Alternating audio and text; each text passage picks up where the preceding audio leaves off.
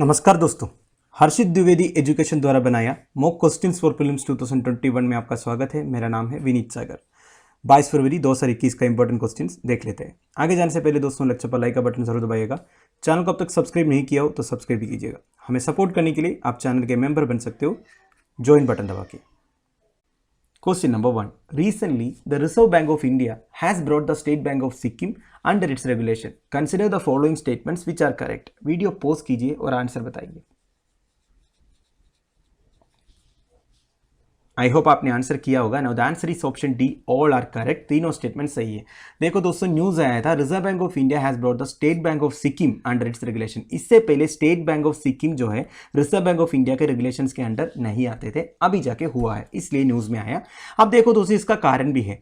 State of Sikkim was made an associate state and then given the status of a state at a later stage. 1973 में सिक्किम में एक referendum conduct कराया गया। इसके बाद जाके सिक्किम जो है इंडिया का पार्ट बना। इससे पहले सिक्किम में एक बुद्धिस्ट किंगडम राज करते थे। ठीक है, जैसे 1973 में सिक्किम इंडिया का पार्ट बन गया, सेंटर ने इसको स्पेशल स्टेटस दिया अंडर आर्टिकल 371F। जैसे आर्टिकल 370 से जम्मू एंड कश्मीर के पास एक टाइम पर स्पेशल स्टेटस हुआ करते थे, वैसे अभी भी सिक्किम के पास आर्टिकल 371F के अनुसार स्पेशल स्टेटस है। Following which banking regulation act 1949, companies act जैसे सेंटर के जितने भी रेगुलेशन है, टैक्सेस है, वे सब सिक्किम में नहीं एप्लीकेबल हैं। ये आर्टिकल 371F के अनुसार जितने भी ओल्ड लॉस है उसी को फॉलो करते हैं। Further central direct taxes are also not extended to Sikkim. देखो दोस्तों, और एक बात मैं आपको बता देता हूं, सिक्किम एक हिल स्टेट है। भूटान, चाइना जैसे देशों के साथ अपना बॉर्डर शेयर करता है। छोटा स्टेट है, हिली स्टेट है। अब देखो, सिक्किम के लोग थोड़ा सा बैकवर्ड है। अब इनकी सोशल एंड इकोनॉमिक इंप्रूवमेंट के लिए, डेवलपमेंट के लिए सेंटर ने क्या सोचा, इनके ऊपर इनकम टैक्स भी नहीं लगाते हैं। तो सिक्किम के जितने भी लोग हैं ना, जो सिक्किम के अंदर रह के काम कर रहे हैं, ऐसा नहीं सिक्किम से बाहर जाकर कोई गवर्नमेंट जॉब कर रहा है तब उनको कोई टैक्स नहीं देना है। अगर वो सिक्किम के अंदर रह के कोई भी काम कर रहा है, ठीक है, चाहे वो कोई भी डिविडेंड ले रहा है, इंटरेस्ट ऑन सिक्योरिटीज है, कुछ भी हो, कोई भी इनकम हो, इनको इनकम टैक्स नहीं देना है। सेंटर ने यह सोचा जितने भी पैसे जो सेंटर लेवी करते हैं वो सब उनका ही डेवलपमेंट के लिए यूज करने दो, स्टेट को ही। ठीक है, वैसे सेंटर ने इसी तरह इनकम टैक्स का एक्सम्पशन कई इंडिजिनियस ट्राइब्स को भी दिया हुआ है नॉर्थ ईस्टर्न स्टेट्स में। ठीक है, वो भी आप देख लीजिएगा कौन कौन सा ट्राइब्स है जिसको इनकम टैक्स का एक्सेप्शन दिया हुआ है। इसलिए people are also subject not subject to income tax. तो आप ध्यान दीजिएगा, सिक्किम ऐसा स्टेट है जहां लोगों के ऊपर इनकम टैक्स नहीं लगता अगर वो सिक्किम के अंदर ही रह के काम कर रहे हो, पैसे कमा रहे हो। अब हमारे स्टेटमेंट देख लेते हैं। देखो दोस्तों, Sikkim has made a part of India following the referendum in the year 1973। बिल्कुल सही है, जो ईयर है ध्यान दीजिएगा। State of Sikkim enjoys a special status under article 371F। ये भी ध्यान दीजिएगा। People living permanently in the state of Sikkim do not have to pay tax for their income irrespective of whatever the income is. ये बिल्कुल सही है, ये देख लेना। People living permanently in the state of Sikkim, ठीक है, सिक्किम के बाहर जाने से उनको अगर पैसे कमा रहे हैं तो इनकम टैक्स देना ही होगा। अब दोस्तों, और एक चीज है, ओनली फॉर इंडिविजुअल से ये जो एक्सम्पशन है, कोई कंपनी अगर कोई भी आके सिक्किम में खोल रहे है उसको तो देना है, ठीक है, टैक्स। पर्सनल इनकम टैक्स जो इंडिविजुअल्स के लिए एक्सम्प्टेड है सेंटर की तरफ से। Question number 2. Recently, Uttarakhand brings ordinance to give co-ownership rights to women. Consider the following statements which are correct. Video pause कीजिए और आंसर बताइए। आई होप आपने आंसर किया होगा। Now the answer is option A, 1 and 2 only. Statement 3 गलत है। News आया था दोस्तों, उत्तराखंड गवर्नमेंट ने एक ऑर्डिनेंस पुट फॉरवर्ड किया है प्रोवाइडिंग को ownership rights to women in the ancestral property of their husband. कहने का मतलब ये है दोस्तों, कोई भी एक आदमी के पास अगर कोई एंसेस्ट्रल प्रॉपर्टी मतलब उनका पापा का दिया हुआ, उनका परदादा का दिया हुआ कोई फैमिली प्रॉपर्टी इनहेरिट होके मिला है उनको, इसके ऊपर, ये जो प्रॉपर्टी के ऊपर उनकी वाइफ को भी को ओनरशिप राइट्स होगा, 50-50 राइट्स होगा। ठीक है, पर अगर कोई आदमी खुद का कमाया हुआ कोई प्रॉपर्टी है, लैंड है, उसके ऊपर कोई क्लेम नहीं कर सकता। अगर वो प्रॉपर्टी इनहेरिटेड है, एंसेस्ट्रल प्रॉपर्टी है, तब जाके वीमेन, इनकी वाइफ जो है, क्लेम कर सकता है। Uttarakhand has become the first state that provides co ownership rights to women in ancestral property. देखो, एंसेस्ट्रल प्रॉपर्टी में वीमेन को, औरतों को ओनरशिप राइट्स देने वाला सबसे पहला स्टेट है इंडिया का Uttarakhand. It will help women to get loan for farm related work since they had no ownership rights. देखो, अगर कोई वीमेन कोई फार्म रिलेटेड वर्क करना चाहती है, एग्रीकल्चर कोई भी काम करना चाहती है, अगर वो लोन लेना चाहती है कोई बैंक से, तो पहले वो नहीं हो पाता क्योंकि उनके नाम के ऊपर कोई भी जगह नहीं होता था, लैंड नहीं होता था। मैक्सिमम एंसेस्ट्रल प्रॉपर्टीज ही होता है जो एग्रीकल्चर लैंड है, ठीक है, किसी का खरीदा हुआ कम ही लगता है। एंसेस्ट्रल प्रॉपर्टी है मैक्सिमम इंडिया में देखा जाएगा तो। अब देखो, अब ये जो को ओनरशिप राइट मिलने से जितने भी औरतें हैं ना, इनको लोन ले सकते हैं as this land can be provided as a security करके रख सकते हैं लैंड, क्योंकि इनके ऊपर भी अभी राइट हो गया ना।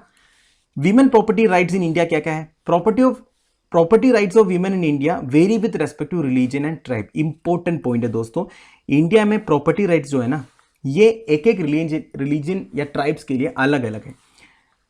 Hindu succession act 2005 is a step towards granting the women equal legal property rights. दोस्तों इसके ऊपर एक सुप्रीम कोर्ट रूलिंग भी आया था recently, Hindu succession amendment act 2005 के ऊपर हमने एक वीडियो भी किया था। आप हर्षित द्विवेदी सर के नाम के साथ सर्च कीजिए, आपको पता चल जाएगा पूरा ये जो हिंदू सक्सेशन अमेंडमेंट एक्ट के बारे में, ठीक है। अब देखो, इसमें बेसिकली यही था, विमेन या डॉटर्स को भी, जितनी भी बेटियां हैं उनको भी एंसेस्ट्रल प्रॉपर्टी में को पार्टनर मतलब इक्वल राइट्स है करके एक रूलिंग था। उसके बारे में आप देख लीजिए वीडियो जाके, तब पता चल जाएगा आपको। Further the Hindu personal laws of 1956 which is applicable to, देखो तो सही, जो हिंदू पर्सनल लॉ है ना, हिंदू मतलब इसमें हिंदू है, बुद्ध है, सिख है, जैन है, ठीक है, केवल हिंदू नहीं है, इसमें इतने सारे और भी रिलीजन्स है। अब हमारे स्टेटमेंट्स में चलते हैं। पहला क्या है? Uttarakhand is the only state in India that provides co ownership right. अभी के लिए तो उत्तराखंड ओनली स्टेट है दोस्तों, आगे चेंज हो सकता है। Property rights of women in India vary with respect to religion and tribe, बिल्कुल सही। Hindu personal laws of 1956 is applicable to Hindus and Sikhs only, गलत है दोस्तों, इसमें बुद्ध आ जाता है, जैन आ जाता है, तो ये गलत है। 1 and 2 is the right answer.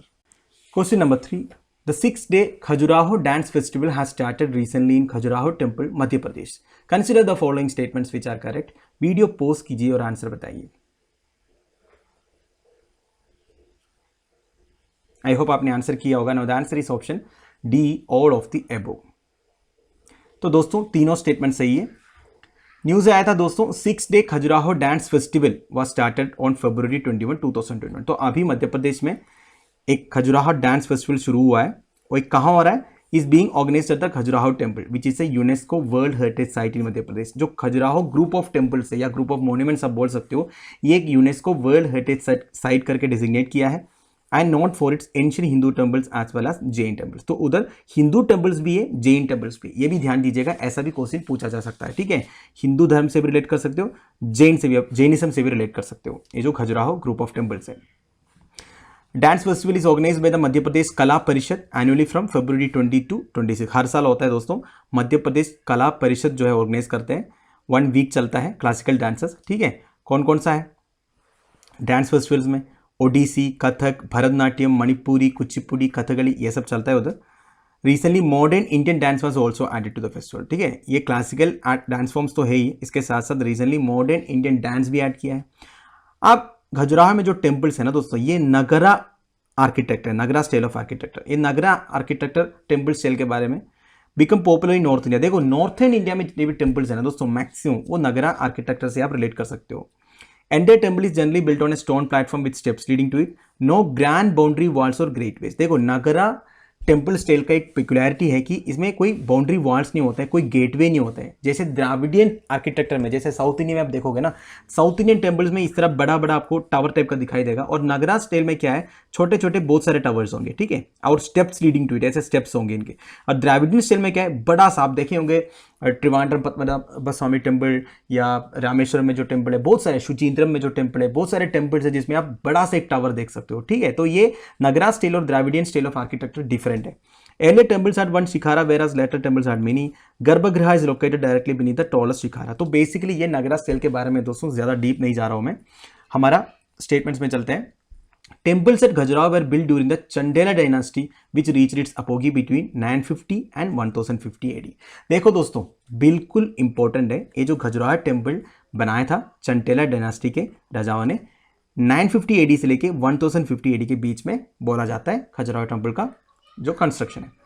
Certain clusters of Khajuraho group of monuments are examples that display the originality and high quality of Nagara style। ये मैंने बोला आपको, खजुराहो ग्रुप ऑफ मॉन्यूमेंट्स का जो सतेन क्लस्टर है, सतेन स्टेट में जितने भी है ना, वो नगरा स्टाइल टेम्पल आर्किटेक्चर से आप रिलेट कर सकते हो।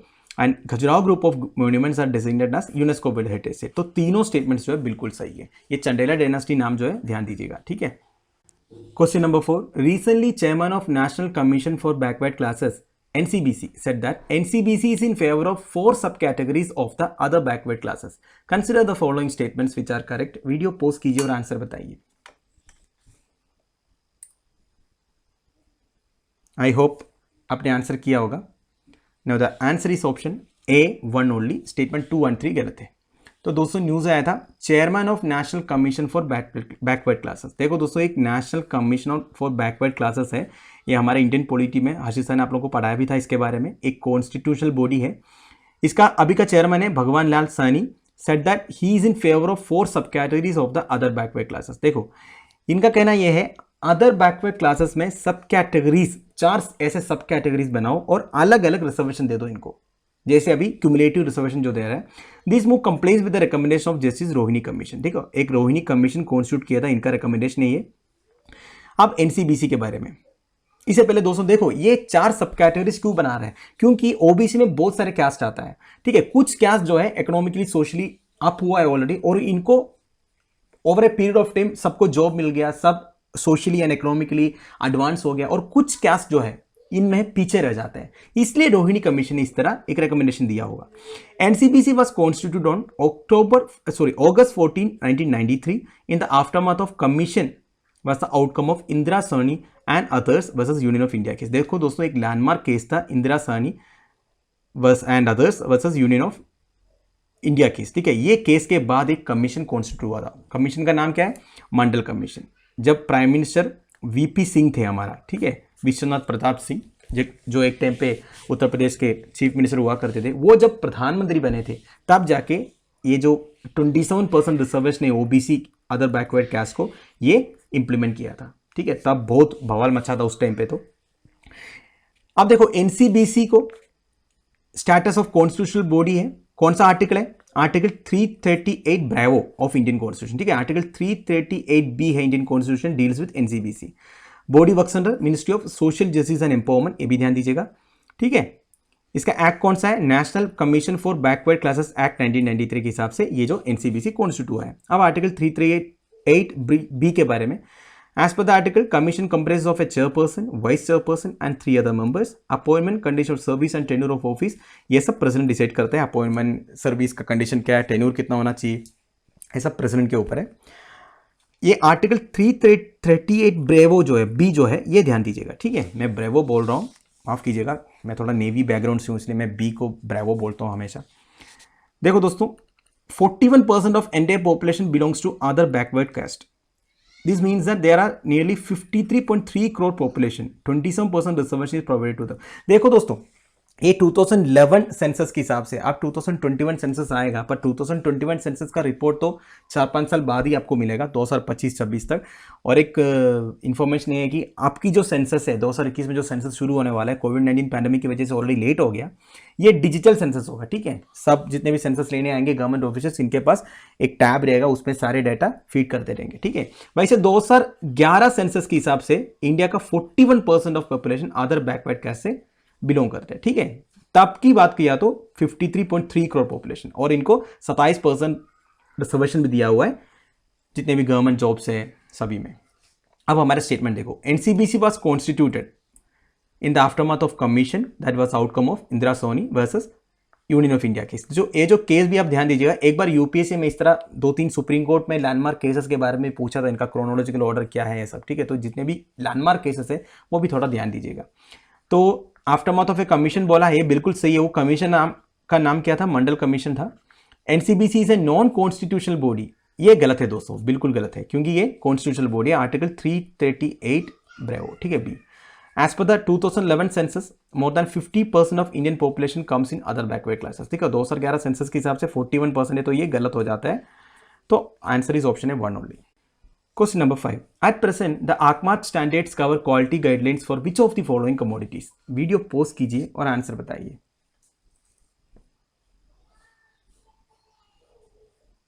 आई होप आपने आंसर किया होगा। Now the answer is option E, all of the above. देखो दोस्तों ये सारे कमोडिटीज जो है ARCMARK standards cover quality guidelines के अंदर आता है। देखो आर्क मार्क रजिस्ट्रेशन क्या होता है, बहुत ही इंपॉर्टेंट है दोस्तों। Arc mark is a certification mark employed on agriculture products in India assuring that they conform to a set of standards approved by the Directorate of Marketing and Inspection Agency of Government of India। देखो, Directorate of Marketing and Inspection Government of India की एक agency है, इनका guidelines को strictly follow किया हुआ products है कि नहीं, स्टैंडर्ड्स मेंटेन कर रहा है कि नहीं, ये हमें पता चलेगा आर्क मार्क सील से। ठीक है, कोई भी एक प्रोडक्ट का पैकेज के ऊपर आर्क मार्क का सील लेने से हमें ये पता चल जाएगा। Arc mark is legally enforced in India by the agriculture produce grading and marketing act of 1937। बहुत ही इंपॉर्टेंट एक्ट है दोस्तों। ठीक है, आर्क मार्क लीगली एनफोर्स मतलब इसका जो अथॉरिटी है ये agriculture produce grading and marketing act of 1937 है, ये अमेंड हुआ था 1986 में। Present ark mark standards cover quality guidelines over 205 different commodities spanning a variety of pulses, cereals, essential oils, vegetable oils, fruits and vegetables, semi processed products like vermicelli. तो ये सारे products cover के maximum 205 products है ark mark standards के अंदर। ठीक है, the term ark mark was coined by joining the words ark to mean agriculture, mark for a certification mark. तो बेसिकली ये कोई अब्रीवेशन नहीं है आर्क मार्क का, आर्क फॉर एग्रीकल्चर है, मार्क फॉर मार्किंग सर्टिफिकेशन जो होता है। ठीक है, ये दोनों जोड़ के आर्क मार्क बन गया। अब देखो दोस्तों, ये जो लिखा ना, ये आप पोस्ट करके पढ़ लीजिएगा। ये जितने भी प्रोडक्ट्स है ना, ये सारे को आर्क मार्क रजिस्ट्रेशन अवेलेबल है। ठीक है, मतलब ये सारे जितने भी चीज़ है, ये कमोडिटीज है, ये खरीदते वक्त आप देख सकते हो आर्क मार्क रजिस्ट्रेशन या आर्क मार्क का मार्किंग है या नहीं। ठीक है, इसमें बहुत सारा है, हाइट्स है, स्किन्स है, गोट है, एनिमल केसिंग्स, बिजल्स, वूल, रॉ मीट, आप पढ़ लीजिएगा, मैं PDF प्रोवाइड करूंगा आपको। ठीक है, तो हमारा आंसर है ई, ऑल ऑफ द अबव। तो दोस्तों, हमारे daily 5 mock questions for prelims इधर खत्म हो रहा है। कल मैंने एक क्वेश्चन पूछा था, according to Indian table of presidents, जिसको ऑर्डर ऑफ प्रेसिडेंट्स भी बोलते हैं, which of the following position, rank और person is above Bharat Ratna holders. मैंने आपको ये भी कहा था, भारत रत्न होल्डर्स का पोजिशन जो है 7 अल्फा है। Answer is option A, leader of opposition in Rajya Sabha and Lok Sabha. आज का क्वेश्चन देख लीजिए, which of the following Indian classical art form got its name from the name of the village from its originator. तो दोस्तों, ये पांचों में से एक ऑप्शन एक विलेज का नाम भी है जहां वो आर्ट फॉर्म ओरिजिनेट हुआ था। इस क्वेश्चन का आंसर आप मुझे कमेंट बॉक्स में बता दीजिएगा। तो दोस्तों, ये वीडियो मैं इधर बंद कर रहा हूँ। मैं उम्मीद करता हूँ आप लोगों को मेरे वीडियो से कुछ यूज़ हो रहा है। अगर ऐसा हो रहा है, आपकी पढ़ाई हो रहा है, तो मैक्सिमम वीडियो को शेयर कीजिएगा दोस्तों। एंड जितने भी लोग इस वीडियो को देख रहे हैं, लाइक एंड कमेंट के बिना मत जाइएगा दोस्तों। आप जितना लाइक एंड कमेंट करोगे उतना यूट्यूब हमारे वीडियोज़ को रिकमेंड करेंगे, हमारे व्यूअरशिप बढ़ेंगे। लेक्चर की PDF एज यूजुअल आपको टेलीग्राम चैनल में मिल जाएगा, जिसका लिंक नीचे डिस्क्रिप्शन में प्रोवाइडेड है। Thank you for watching, bye bye, have a nice day.